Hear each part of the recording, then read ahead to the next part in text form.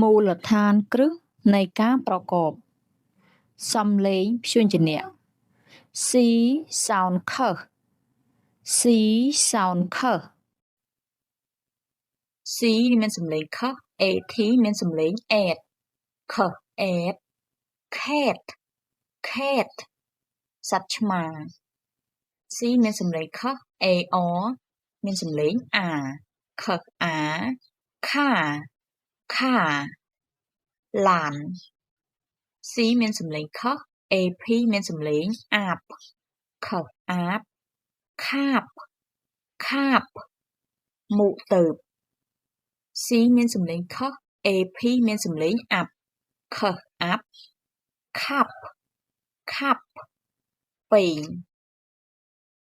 C មានសំឡេង k OW មានសំឡេងអាវ k អាវខាវខាវសត្វគោ C មានសំឡេង k AN មានសំឡេង an k an can កំប៉ុងឬក៏យើងអាចប្រែម្យ៉ាងទៀតថាអាច C មានសំឡេង k OA មានសំឡេង o T មានសំឡេង th k o th coat coat អាវធំ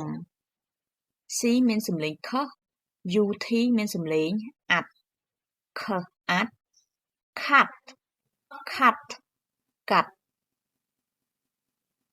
C មានសំឡេង k AE មានសំឡេង a K នេះមានសំឡេង k k a k cake cake នំ cake C មានសំឡេង k A double L មានសំឡេង all k all call call ហៅ C មានសំឡេង k OLD មានសំឡេង old k old cold cold ត្រជាក់